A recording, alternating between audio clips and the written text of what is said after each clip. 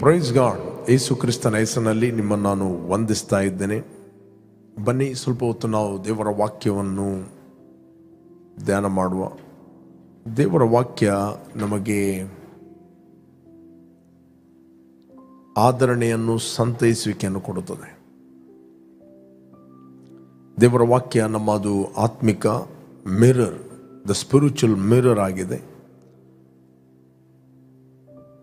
ಯೋಹಾನ ಪತ್ರಿಕೆಯಲ್ಲಿ 4ನೇ ಅಧ್ಯಾಯ 4ನೇ ವಚನ ಹೇಳ್ತದೆ. The letter of John 4 chapter 4 verse. Letter of John 4 chapter 4 verse. ಪ್ರಿಯರಾದ ಮಕ್ಕಳೇ, ನೀವಂತೂ ದೇವರಿಂದ ಹುಟ್ಟಿದವರಾಗಿದ್ದೀರಿ ಮತ್ತು ಲೋಕದಲ್ಲಿ ಇರುವವನಿಗಿಂತ ನಿಮ್ಮಲ್ಲಿರುವ ಆತನು ಹೆಚ್ಚಿನವನಾಗಿರುವುದರಿಂದ ನೀವು ಆ ಸುಳ್ಳು ಪ್ರವಾದಿಗಳನ್ನು ಜಯಿಸಿದ್ದೀರಿ. Praise God. ದೇವರ ವಾಕ್ಯ ಹೇಳ್ತದೆ, ಪ್ರಿಯರಾದ ಮಕ್ಕಳೇ, ನೀವಂತೂ ದೇವರಿಂದ ಹುಟ್ಟಿದವರಾಗಿದ್ದೀರಿ, ರೈಟ್, ಮತ್ತು ಲೋಕದಲ್ಲಿರುವವನಿಗಿಂತ ನಿಮ್ಮಲ್ಲಿ ಇರುವ ಆತನು ಹೆಚ್ಚಿನವನಾಗಿರುವುದರಿಂದ ನೀವು ಆ ಸುಳ್ಳು ಪ್ರವಾದಿಗಳನ್ನು ಜಯಿಸ್ತೀರಿ ಅಂತ ಹೇಳಲಿಲ್ಲ. ಆಲ್ರೆಡಿ ಜಯಿಸ್ತೀರಿ. You already overcome. Praise God. ನೀವು ಆಲ್ರೆಡಿ ಜಯವನ್ನು ಹೊಂದಿದ್ದೀರಿ, ಜಯಿಸಿದ್ದೀರಿ, ರೈಟ್. ನಾನು ಇಂಗ್ಲಿಷ್ನಲ್ಲಿ you are of God little children and you have overcome them because he who is in you is greater than he who is in the world. ಪ್ರಿಯರೇ, ಇದು ಕೇವಲ ಮಾತು ಅಲ್ಲ, ಇದು ಕೇವಲ ಊಹೆ ಅಲ್ಲ, ಇದು ಕೇವಲ ಕಲ್ಪನೆ ಅಲ್ಲ. It's a spiritual reality. ಇದು ಆತ್ಮಿಕ ಸತ್ಯಾಂಶ. It's a spiritual truth. ಇದು ಆತ್ಮಿಕ ಸತ್ಯಾಂಶ. ಓಕೆ, ನಮಗೆ ಯಾವಾಗಲೂ ಈ ಸತ್ಯಾಂಶವನ್ನು ನಾವು ಗ್ರಹಿಸಿಕೊಳ್ಬೇಕು.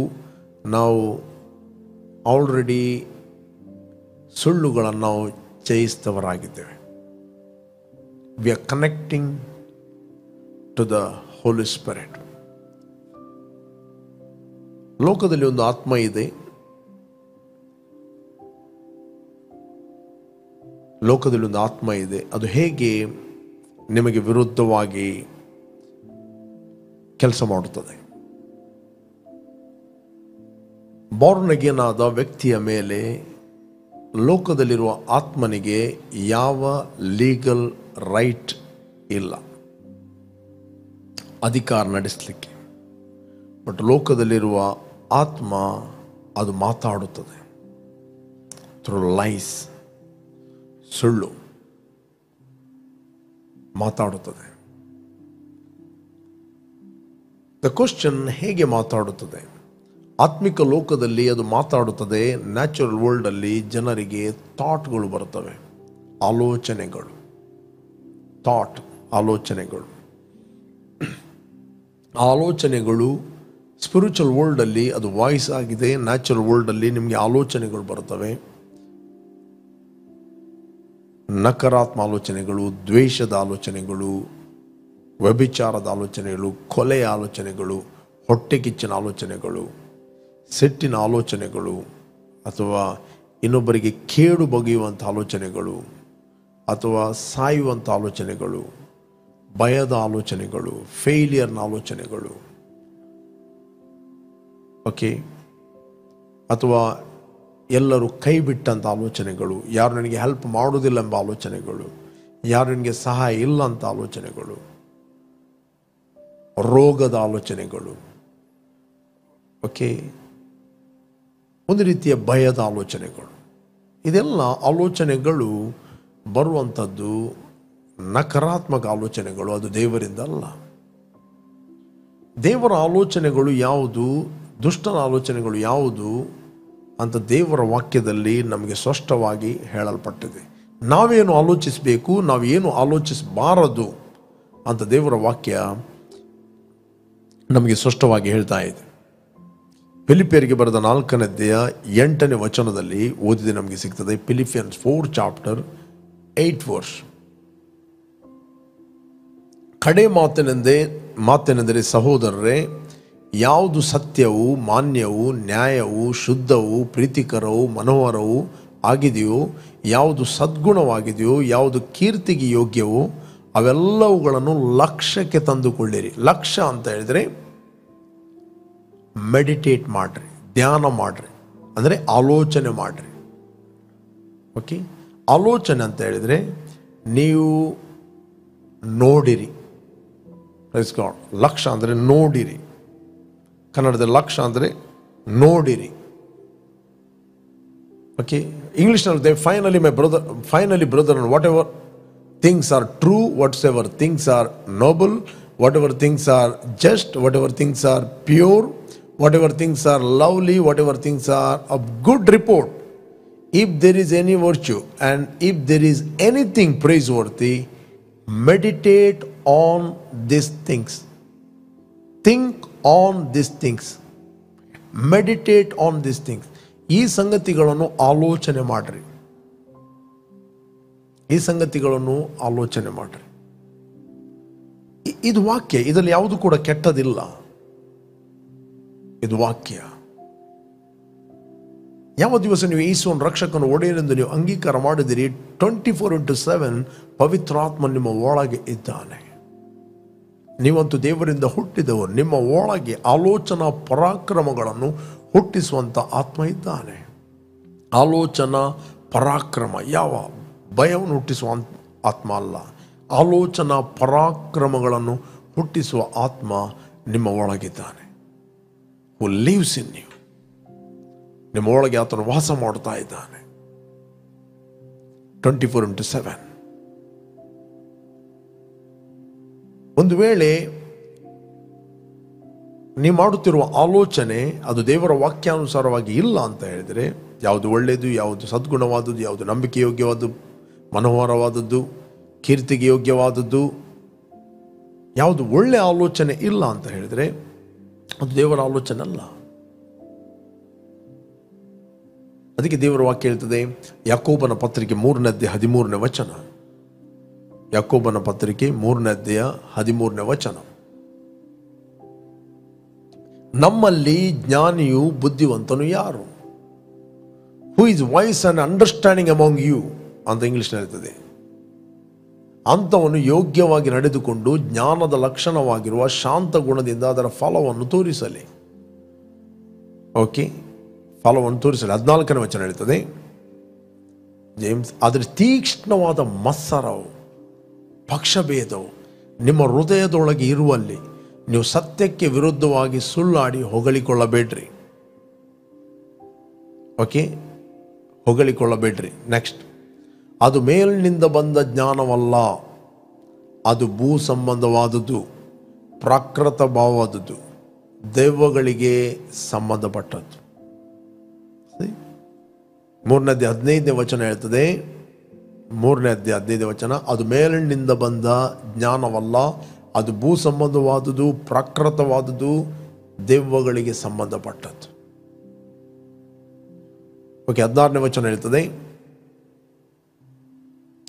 ಮತ್ಸರವು ಪಕ್ಷಭೇದವು ಇರುವ ಕಡೆ ಗಲಿಬಿಲಿಯು ಸಕಲ ವಿಧವಾದ ನೀಚ ಕೃತ್ಯಗಳು ಇರುವವು. ಮತ್ಸರವು ಪಕ್ಷಭೇದವು ಇರುವ ಕಡೆ ಗಲಿಬಿಲಿಯು ಸಕಲ ವಿಧವಾದ ನೀಚ ಕೃತ್ಯಗಳು ಇರುವವು. ನೆಕ್ಸ್ಟ್, ಆದರೆ ಮೇಲಿನಿಂದ ಬರುವ ಜ್ಞಾನವು ಮೊದಲು ಪರಿಶುದ್ಧವಾದದ್ದು, ಆಮೇಲೆ ಸಮಾಧಾನಕರವಾದದ್ದು, ವಿನಯವುಳ್ಳದ್ದು, ಸಂತೋಷವಾಗಿ ಒಪ್ಪಿಕೊಳ್ಳುವಂಥದ್ದು, ಕರುಣೆ ಮುಂತಾದ ಒಳ್ಳೆಯ ಫಲಗಳಿಂದ ತುಂಬಿರುವಂಥದ್ದು ಆಗಿದೆ. ಅದರಲ್ಲಿ ಚಂಚಲವು ಕಪಟವು ಇಲ್ಲ. ಸಮಾಧಾನ ಪಡಿಸುವವರು ಸಮಾಧಾನ ಎಂಬ ಬೀಜವನ್ನು ಬಿತ್ತಿ ನೀತಿ ಎಂಬ ಫಲವನ್ನು ಕೊಯ್ಯುವವರು. ನೀನು ಏನು ಬಿತ್ತುತ್ತೀಯೋ ಅದನ್ನು ನೀನು ಕೊಯ್ಯುತ್ತೆ. ನೀನು ಸಮಾಧಾನ ಪಡಿಸುವುದಾದರೆ ಸಮಾಧಾನ ಎಂಬ ಬೀಜವನ್ನು ಬಿತ್ತುತ್ತಿ ನೀತಿ ಎಂಬ ಫಲವನ್ನು ನೀನು ಕೊಯ್ಯುತ್ತೆ. God has called us peacemaker, not divide. ದೇವರು ನಮಗೆ ಸಮಾಧಾನಕ್ಕೆ ಕರೆದಿದ್ದಾನೆ, ಗಲಿಬಿಲಿಗೆ ಕರೆಯಲಿಲ್ಲ. God is God of peace. ಆತನು ಸಮಾಧಾನಕ್ಕೆ ಕಾರಣನು ಹೊರತು ಗಲಿಬಿಲಿಗೆ ಕಾರಣ ಅಲ್ಲ. ಆತನಲ್ಲಿ ಗಲಿಬಿಲಿ ಇಲ್ಲ.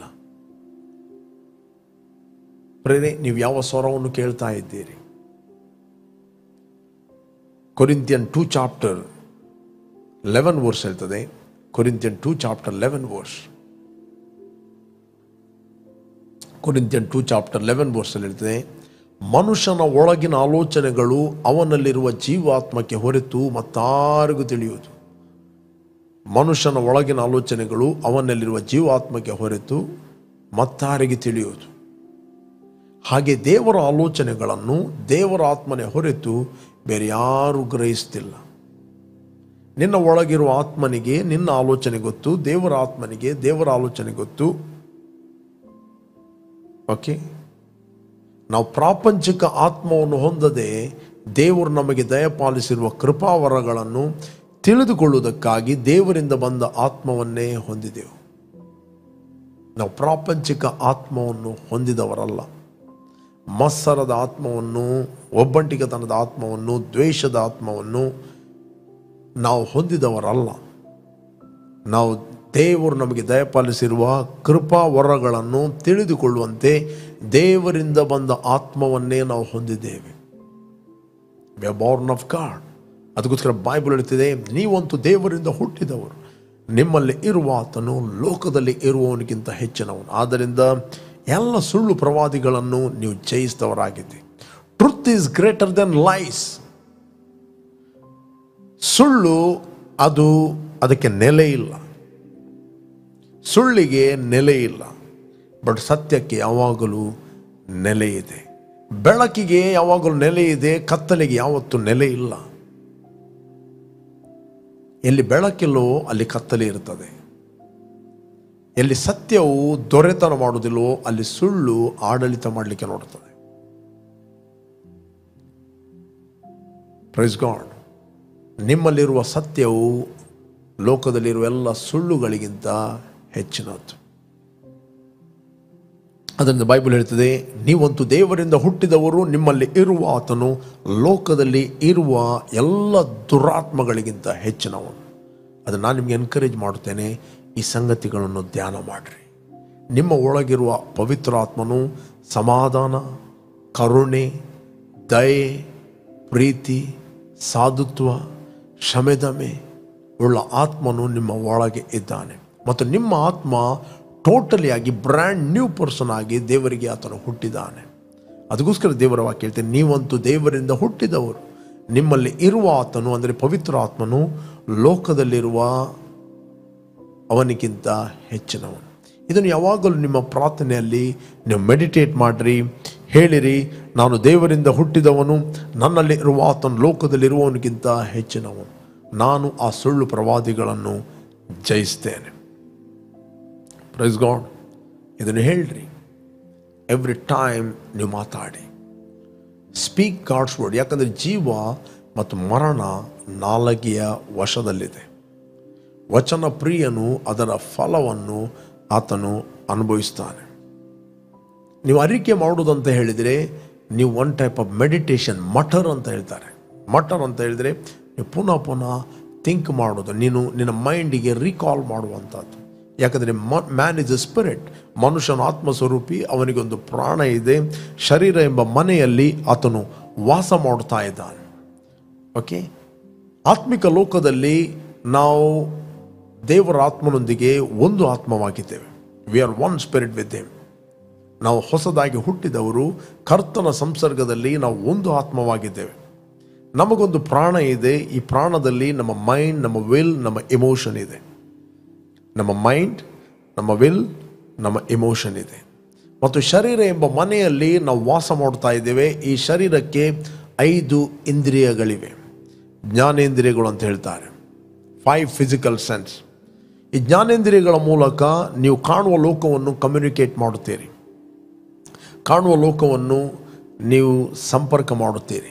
ನೀವು ಯಾವಾಗ ಹೊಸದಾಗಿ ಹುಟ್ಟಿದ್ದೀರಿ, ನೀವು ಆತ್ಮಿಕ ಲೋಕದಲ್ಲಿ ಕಮ್ಯುನಿಕೇಟ್ ಮಾಡುತ್ತೀರಿ, ಅಂದರೆ ಸಂಪರ್ಕ ಮಾಡುತ್ತೀರಿ. ಯೇಸುಸ್ವಾಮಿ ಹತ್ರ ನಿಕೋದಮ ಬಂದ, ರೈಟ್? ನಿಕೋದಮ ಯೇಸುಗೆ ಹೇಳ್ತಾನೆ, ನೀನು ದೇವರಿಂದ ಬಂದ ಬೋಧಕ, ದೇವರ ಸಹಾಯವಿಲ್ಲದೆ ಇಂಥ ಅದ್ಭುತಗಳನ್ನು ಮಾಡಲಿಕ್ಕೆ ಆಗುವುದಿಲ್ಲ ಅಂತ ಹೇಳ್ತಿರುವಾಗ ಯೇಸುಸ್ವಾಮಿ ಹೇಳಿದ, ನಿಕೋದಮನೇ, ನೀನು ಹೊಸದಾಗಿ ಹುಟ್ಟದಿದ್ದರೆ ನೀನು ದೇವರ ರಾಜ್ಯವನ್ನು ಕಾಣಲಾರೆ. Unless and until you're born again, you cannot see the kingdom of God. Unless and until you're born again, ನೀನು ಹೊಸದಾಗಿ ಹುಟ್ಟದಿದ್ದರೆ ನೀನು ದೇವರ ರಾಜ್ಯವನ್ನು ಕಾಣುವುದೇ ಇಲ್ಲ. ಯು ಕೆನಾಟ್ ಸಿ, ನೀನು ನೋಡಲಿಕ್ಕೆ ಆಗೋದಿಲ್ಲ. ರೈಟ್? ನಿನಗೆ ಅದು ಅರ್ಥವೇ ಆಗೋದಿಲ್ಲ.